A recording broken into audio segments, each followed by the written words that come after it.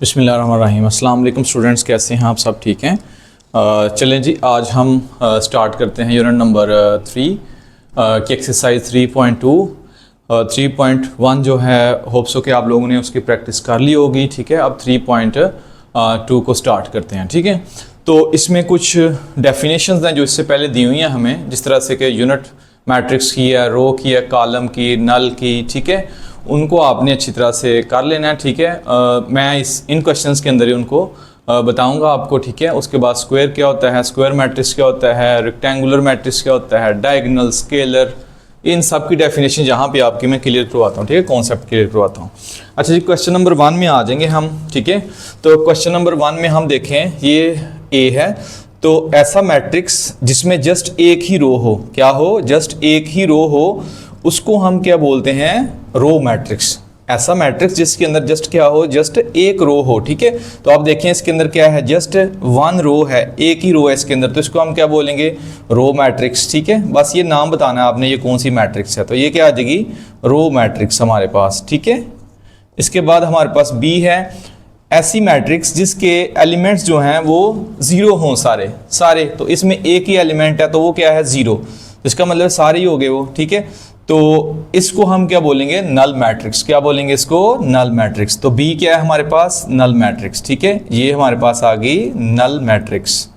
Okay, ये हमारे पास आ गई नल मैट्रिक्स। ठीक है, ऐसी मैट्रिक्स कि जिसके अंदर हमारे पास डायगोनल के जो एलिमेंट है, ये है हमारा डायगोनल। ठीक है, ये हमारा डायगोनल है। वो कहता है डायगोनल में 1 1 हो और बाकी एलिमेंट जीरो हों। ठीक है, बाकी एलिमेंट क्या हो, जीरो हों, डायगोनल के एलिमेंट क्या हो, 1 1 हो, तो उसको हम बोलते हैं यूनिट मैट्रिक्स। क्या बोलते हैं उसको, यूनिट मैट्रिक्स। तो ये आ जाएगी हमारी यूनिट मैट्रिक्स। ठीक है बच्चों, अच्छा जी, इसके बाद हम आते हैं इसके ऊपर।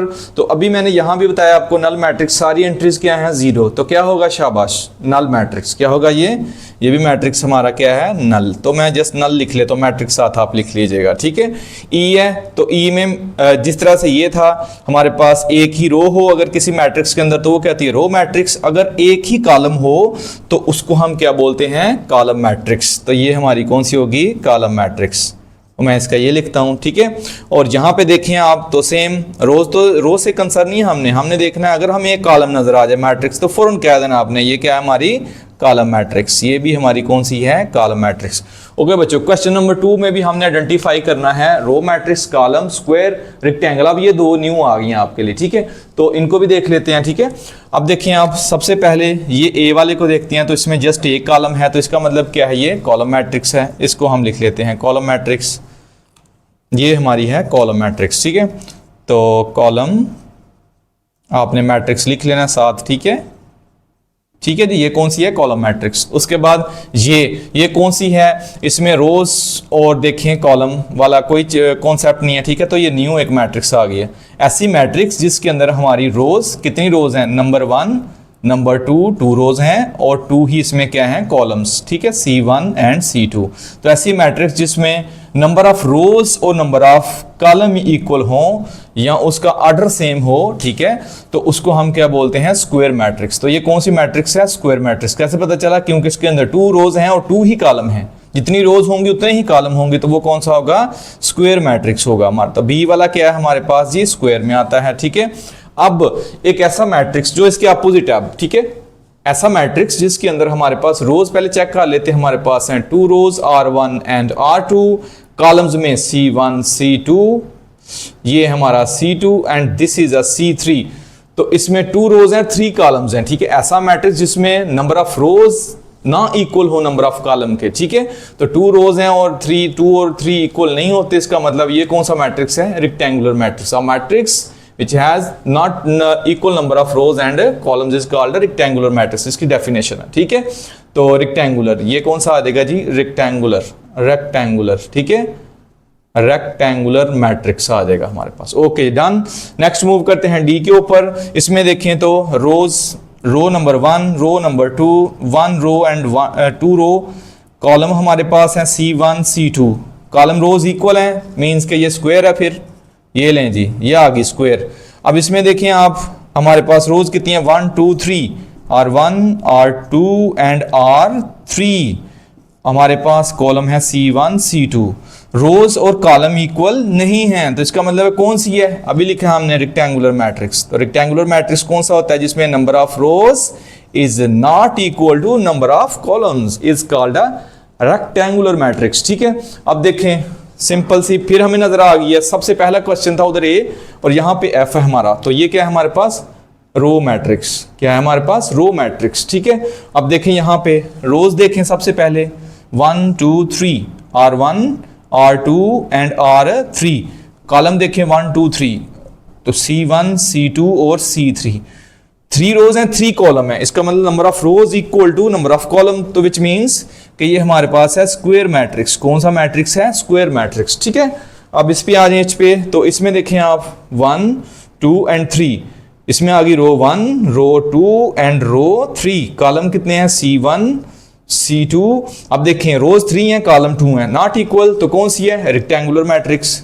ठीक है, ये बहुत इजी है। ठीक है, रेक्टेंगुलर मैट्रिक्स है। ठीक है, ये लें जी, इस हमारे पास है diagonal, scalar and unit matrix, इन तीनों में से हमने बताना है कि ये कौन कौन सी हैं। ठीक है, तो हमारे पास सबसे पहली है, हमने ये क्वेश्चन नंबर जो है वो फर्स्ट है, उसके अंदर किया था हमने सी वाला। ठीक है, तो हमारे पास डायगोनल के एलिमेंट्स जो हैं वो क्या है 1 1। ठीक है, जब 1 1 हो तो ये क्या होता है हमारे पास यूनिट, क्या होता है यूनिट मैट्रिक्स। ठीक है, और अगर ये इसके अलावा हम देखें बी के अंदर हमारे जो डायगोनल एलिमेंट्स हैं वो 1 के अलावा हों और हों सेम सेम। ठीक है, क्या हो वो सेम सेम हो, तो वो कौन सी मैट्रिक्स होती है, वो होती है स्केलर मैट्रिक्स। कौन सी होती है, स्केलर मैट्रिक्स। ठीक है जी, अच्छा इसके बाद हम यहां भी देखें ई के अंदर, तो ये भी क्या है, दोनों सेम सेम है, डायगोनल के एलिमेंट्स, बाकी सारे एलिमेंट्स 0 हैं, डायगोनल के एलिमेंट्स सेम है, तो इसको हम क्या बोलेंगे, ये क्या है हमारे पास scalar element, sorry scalar matrix. ठीक है, अब इसके अलावा अगर हमारे डायगोनल के एलिमेंट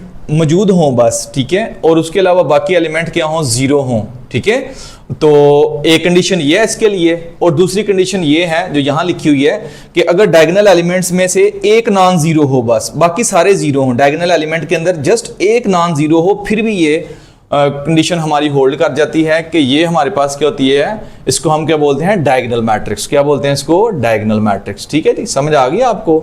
डायगोनल मैट्रिक्स क्या है, डायगोनल मैट्रिक्स है कि हमारे पास जो डायगोनल एलिमेंट्स हैं ये वाले, ये हमारे पास नॉन जीरो होने चाहिए। ठीक है, पहले ये देखा हमने, यहाँ पे ये भी नॉन जीरो थे। ठीक है, और ये भी नॉन जीरो हैं। ठीक है, लेकिन इनमें, इसमें और इसमें क्या डिफरेंस है, डिफरेंस ये है कि अगर डायगोनल एलिमेंट 1 आ जाएंगे तो वो यूनिट मैट्रिक्स हो जाएगी, अगर सेम सेम आ जाएंगे तो वो स्केलर हो जाएगी, और अगर सेम नहीं आएंगे, डिफरेंट डिफरेंट आएंगे तो वो क्या हो जाएगी, diagonal.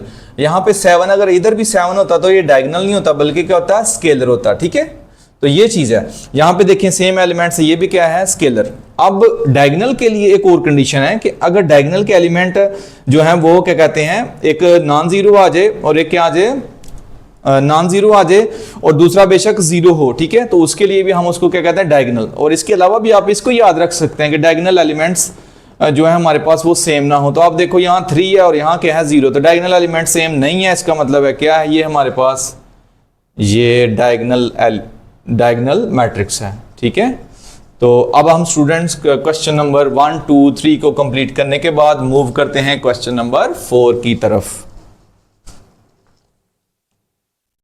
Question number 4, find the transpose of each of the following matrices. ठीक है, इसमें क्या करते हैं, अब हम करते हैं ट्रांसपोज फाइंड करना है हमने, तो हमारे पास matrix A B C and D given है। ठीक है, तो ट्रांसपोज कैसे फाइंड करते हैं, यानी कि हमारे पास जो रोज हैं उनको कॉलम्स में और कॉलम को रोज में इंटरचेंज कर देते हैं, यानी कि उनको हम इंटरचेंज कर देते हैं, यानी कि चेंज कर देते हैं उनको। ठीक है, तो हमारे पास क्या आ जाएगा, अगर हम A का ट्रांसपोज लें, यहाँ ही ले लेते हैं। ठीक है, तो A का ट्रांसपोज आ जाएगा मेरे पास, A का ट्रांसपोज यहाँ पे देखिए आप, तो ये मेरे पास क्या है, रो, इसको क्या बना दें हम, कॉलम। ठीक है, क्या बना दें इसको हम, कॉलम। तो A का ट्रांसपोज आ जाएगा। ठीक है, ये हमारे पास A का ट्रांसपोज आ जाएगा 2 और 3। ठीक है जी, अब इसके बाद ये रो है, इसको क्या बना देंगे हम, कॉलम बना देंगे। ठीक है, ये रो को भी हमने क्या बना दिया, कॉलम। इसको पकड़ा तो हमने क्या कर दिया जी, इसको भी हमने इंटरचेंज कर दिया। आपने देखा ये रोज थी, ये क्या थी हमारे पास, रोज, ये क्या थी हमारे पास, रोज थी। ठीक है, ये थी हमारे पास रोज़, तो ये रो 1 थी और ये क्या थी, रो 2, ठीक है। तो अब हमने क्या किया, इन रोज़ को किस में चेंज कर दिया है, कॉलम्स में। तो आप देखो यही रो 1 जो है वो ये देखें कॉलम में चेंज हो गई है, ठीक है। यही रो किस में चेंज हो गई है, कॉलम में, ठीक है। तो इसको हम ट्रांसपोज कहते हैं, रोज़ को कॉलम में चेंज कर देना, इसको हम कहते हैं ट्रांसपोज, ठीक है। अब बी को देखें आप, तो बी का हम ट्रांसपोज लें अगर, तो इसका अगर हम b का ट्रांसपोज लें तो ये हमारे पास क्या आ जाएगा, b का ट्रांसपोज, ये देखें क्या है, कॉलम मैट्रिक्स है, तो क्या बन जाएगी, रो मैट्रिक्स बन जाएगी, ठीक है। Simple 3, 7 and 6, okay. अब ये रो मैट्रिक्स है, क्या बन जाएगी, कॉलम मैट्रिक्स। तो क्या लिखेंगे इसको हम, c का ट्रांसपोज इधर भी और इधर भी, ये आ जाएगा c का ट्रांसपोज इज इक्वल टू, ये आ जाएगा 5 - 2 और ये आ जाएगा 4 हमारे पास। आइए जी डी की तरफ आते हैं हमारे पास, ठीक है जी। अब देखें इसमें हमारे पास ये कॉलम है, ये भी कॉलम है, तो इसको हम क्या करते हैं, इसकी हम इंटरचेंज कर देते हैं इसको। d का ट्रांसपोज इज इक्वल टू क्या देगा हमारे पास, ये पूरा का पूरा कॉलम जो है ये किस में चेंज हो जाएगा, रो में चेंज हो जाएगा, ठीक है जी। तो इसको हम लिख लेते हैं 2, 3, 4, फिर आ जाएगा हमारे पास 5, 6 और 7, ठीक है। तो ये इसका ट्रांसपोज आ गया। अब हम मूव करते हैं क्वेश्चन नंबर 5 की तरफ, ठीक है। इसमें कहता है नेगेटिव फाइंड करें आप मैट्रिसेस का, ठीक है। तो सिंपल हमने क्या करना है, इनका साइन यहाँ पे नेगेटिव लगा दें आप, ठीक है। तो ए मैट्रिक्स है, इसका नेगेटिव साइन लगा दें, ये आ जाएगा आपके पास ए, ठीक है। और इसके बाहर भी आप माइनस साइन लगा दें, ये आ जाएगा आपके पास 3, 0, 5 एंड 6, ठीक है। तो इसका जो नेगेटिव साइन है वो क्या करेगा, इसको शाबाश, नेगेटिव साइन इसके अंदर से साइन चेंज कर देगा। कोई साइन नहीं तो किसका साइन है, पॉजिटिव साइन है, ठीक है। इसके साथ कोई साइन नहीं होता, तो ये क्या लिखेंगे, -a माइनस माइनस प्लस, ये आ जाएगा 3 प्लस का, ये 0, ये माइनस, ये क्या होगा -5 -6, ठीक है। Got it, okay well. अब मूव करेंगे हम b के ऊपर, तो इसका भी हमने नेगेटिव फाइंड करना है। तो b का क्या करेंगे, नेगेटिव फाइंड, इधर माइनस लगाएंगे, बाहर भी माइनस लगा दें, -3, 3, -2 एंड 2। तो इसको माइनस माइनस क्या हो जाएगा, प्लस, ये प्लस का साइन होता है, किसी के साथ कोई साइन नहीं तो वो प्लस का साइन रखता है अपने साथ। माइनस माइनस क्या है, प्लस, ये आ जाएगा 3 माइनस प्लस माइनस, ठीक है जी। 3 का हो गया माइनस का, ये माइनस का तो प्लस का जी, प्लस का तो क्या हो गया माइनस का 2, ठीक है जी, ओके फाइन। अब यहाँ पे क्या करेंगे, इसमें हमारे पास अब c है, तो c में क्या होगा हमारे पास c में हम नेगेटिव इसका फाइंड करेंगे, तो ये आ जाएगा हमारे पास नेगेटिव -9, ये ले जी। अब नेगेटिव नज़र आ रहा होगा आपको, ये -9, 1, 1 माइनस क्या आ जाएगा 7, ठीक है। तो नेगेटिव क्या हो जाएगा, ये पॉजिटिव है, ये पॉजिटिव, साइन चेंज करने हैं बस, पॉजिटिव नेगेटिव नेगेटिव पॉजिटिव में कन्वर्ट कर देना। ये आ जाएगा पॉजिटिव का 9, साइन नहीं लिखें, कोई इशू नहीं है, ठीक है। ये क्या आ जाएगा, नेगेटिव का 1, नेगेटिव लाजमी लिखना है आपने, -1 आ जाएगा, ये क्या आ जाएगा 7 का, तो ये सी का भी आंसर आ गया, ओके जी। अच्छा जी, ये हो गया हमारा क्वेश्चन नंबर जो है 5, वो भी कंप्लीट। अब हम मूव करते हैं क्वेश्चन नंबर 6 की तरफ, ठीक है। यही जो हमने ट्रांसपोज सीखा था क्वेश्चन नंबर 4 में, ये उसकी एप्लीकेशन है, ठीक है। तो ट्रांसपोज को ही यूज़ करना है हमने। वो कहता है जी पहले आप मुझे वेरीफाई करके दें कि ए का अगर मैं डबल ट्रांसपोज ले लूँ तो वो ए ही आ जाता है, यानी कि यही बन जाता है। लेट्स सी दैट, इसको प्रूव करते हैं हम। तो हम लिखते हैं जी ए इज़ इक्वल टू, हमारे पास आ जाएगा 2, 4, 3 एंड 5, ठीक है। इसका हम ट्रांसपोज लेते हैं, तो ट्रांसपोज अभी हमें बताया कि ये रो है तो इसको क्या बना देंगे, कॉलम बना देंगे, ठीक है। ये रो है तो क्या बन जाएगा, कॉलम बन जाएगा, ठीक है। ट्रांसपोज ले लिया हमने, ठीक है। तो अभी क्या होगा, इसके बाद हम फिर इसका दोबारा से ट्रांसपोज ले लेते हैं, ठीक है। डबल ट्रांसपोज चाहिए ना हमें, ठीक है। तो हम लिख लेते हैं, इसको क्या करेंगे, डबल ट्रांसपोज लेंगे तो ये हमारे पास क्या हो जाएगा, ये आ जाएगा 2 एंड 4, तो ये बन जाएगा 3 एंड 5। तो देखें आप, ये चीज़ और ये चीज़ जो है, सॉरी, ये चीज़ हमारे पास क्या है, इक्वल है। तो हम लिख सकते हैं ए का double transpose is equal to A, hence verified, ठीक है, हैंस वेरीफाइड, ओके जी, ये वेरीफाई हो गया हमारा। अब हम मूव करते हैं पार्ट 2 की तरफ। पार्ट 2 में हमने लेना है, कहता है कि बी का ट्रांसपोज लो आप। नंबर 2 में कहता है कि बी का अगर आप डबल ट्रांसपोज लोगे तो वो बी ही आएगा। तो मैं करता हूँ बी लेता हूँ, वहाँ से लिखता हूँ, देख लेते हैं जनाब, ऐसी बात है 5 और 8 ये मेरे पास आ जाएगा, ठीक है। तो यहाँ पे क्या होगा, यहाँ पे मैं इसका ट्रांसपोज लेता हूँ, ठीक है। तो मेरे पास आ जाएगा ये इसका मैं ट्रांसपोज लेता हूँ, ठीक है। इधर भी लिख लें, इधर भी ट्रांसपोज लिख लें। तो ये आ जाएगा मेरे पास, क्या आ जाएगा 7 और क्या आ जाएगा 6, ये आ जाएगा 5 और क्या आ जाएगा 8। सिंगल ट्रांसपोज लिया, इसका डबल ले लें हम। बी के ट्रांसपोज का फिर से ट्रांसपोज रख लें जी, 7 5 6 और 8, ऊपर इसके टी लगा लें। ये आ जाएगा मेरे पास क्या 7 5 और आ जाएगा 6 और 8। ओके जी, ठीक है। तो ये क्या आया मेरे पास, आप देख सकते हैं कि बी का मैंने डबल ट्रांसपोज लिया तो वो मुझे बी ही मिल गया दोबारा से, ठीक है। क्वेश्चन नंबर हमारा लास्ट वाला है 7, कहता है कि L is equal to 2 3 4 3 - 2 5 4 5 0 is a symmetric, मतलब कि साइम या ये वर्ड जो है ना वो कहता है कि सेम आ जाता है, ठीक है। जिस तरह क्वेश्चन नंबर हमने 6 के अंदर किया कि ट्रांसपोज लिया तो दोबारा से वो क्या आ गया सेम, तो इसी तरह से वो कहता है कि इसका आप ट्रांसपोज लें, ठीक है, तो वह साइमेट्रिक होगा। साइमेट्रिक मैट्रिक्स कौन सा मैट्रिक्स होता है, एक ऐसा स्क्वायर मैट्रिक्स जिसका हम ट्रांसपोज लें तो दोबारा से वही आ जाए, उसको हम साइमेट्रिक मैट्रिक्स कहते हैं, ये उसकी डेफिनेशन है, ठीक है।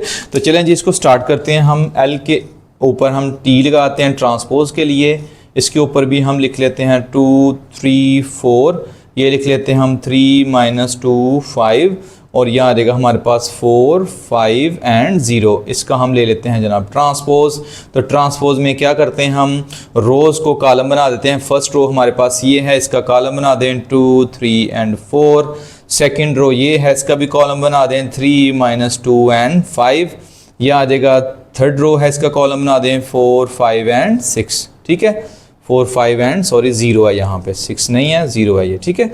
ओके जी, तो ये क्या आ गया इसका ट्रांसपोज। तो हम देखें एल का जो ट्रांसपोज लिया हमने तो क्या वही आ गया जी, वही आ गया। देखें 2 3 4 2 3 4 3 - 2 5 3 - 2 5 4 5 0 4 5 0 सेम, ठीक है। तो इसका मतलब एल के तो हम कहते हैं कि जी यस, ठीक है। यहाँ आप कह दें कि L is a symmetric matrix, ठीक है। यहाँ देगा। तो स्टूडेंट्स ये हमारी एक्सरसाइज कंप्लीट हो गई है, ठीक है। आप लोगों को वीडियो अच्छी लगी है तो इसके कमेंट करें, शेयर करें और अपने जो है फ्रेंड के साथ शेयर करें, क्लासमेट्स के साथ शेयर करें, ठीक है। और जो है चैनल को सब्सक्राइब करें। अल्लाह हाफिज़।